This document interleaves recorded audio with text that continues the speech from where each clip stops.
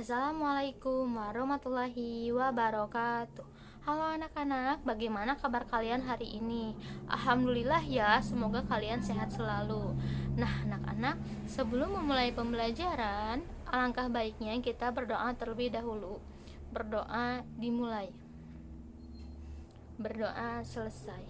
Nah anak-anak, ada yang tahu nggak sih sekarang kita akan belajar apa? Yap, betul. Siapa yang tadi menjawab? Kita akan belajar tentang sumber daya alam. Nah, tujuan pembelajaran pada kali ini agar kalian mengetahui apa itu sumber daya alam dan jenis-jenis sumber daya alam. Dan kalian dapat mengidentifikasi sumber daya alam apa saja yang ada di Indonesia. Nah, anak-anak, ibu mau tanya nih, ada yang tahu nggak sih sumber daya alam itu apa? Nah, sumber daya alam itu merupakan segala macam kekayaan alam yang ada di alam yang dapat dimanfaatkan untuk kehidupan manusia. Nah, anak-anak, sumber daya alam itu dibagi menjadi dua, yaitu yang pertama, sumber daya alam berdasarkan jenisnya, yang kedua yaitu sumber daya alam berdasarkan manfaatnya. Nah, kali ini kita akan membahas mengenai sumber daya alam berdasarkan jenisnya. Nah, anak-anak, sumber daya alam berdasarkan jenisnya ini dibagi menjadi dua. Yang pertama, ada sumber daya alam hayati. Yang kedua, ada sumber daya alam non-hayati. Nah, sumber daya alam hayati ini merupakan sumber daya alam yang berasal dari makhluk hidup. Contohnya ada yang tahu? Yap, betul. Contohnya adalah hewan dan juga tumbuhan. Yang kedua, ada sumber daya alam non-hayati. Nah, sumber daya alam ini adalah sumber daya alam yang bukan berasal dari makhluk hidup. Contohnya, sinar matahari, udara, air, dan tanah. Nah, selanjutnya ada sumber daya alam berdasarkan jenisnya.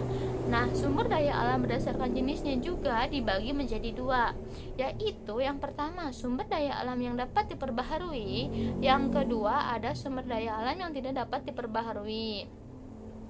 Nah, yang pertama ada sumber daya alam yang dapat diperbaharui.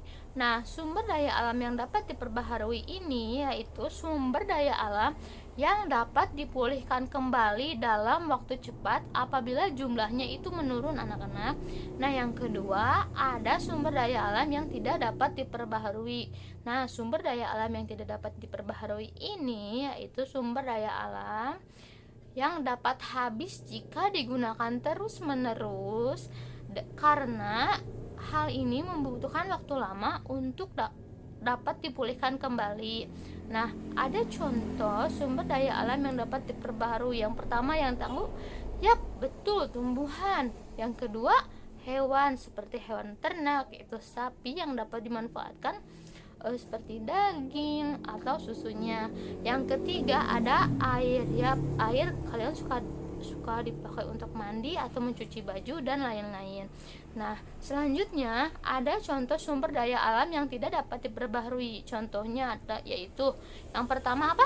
Emas, betul. Yang kedua batu bara, yang ketiga perak. Nah, anak-anak, itu pembelajaran kita pada hari ini. Dapat disimpulkan bahwa sumber daya alam itu adalah semua kekayaan yang ada di alam yang dapat dimanfaatkan oleh manusia. Nah, sumber daya alam itu dibagi menjadi dua. Yang pertama ada sumber daya alam berdasarkan jenisnya, yang kedua ada sumber daya alam berdasarkan manfaatnya. Nah, anak-anak, sekian pembelajaran hari ini. Tugas akan ibu kirim via WhatsApp ya. Nah, anak-anak, sih untuk hari ini. Assalamualaikum warahmatullahi wabarakatuh.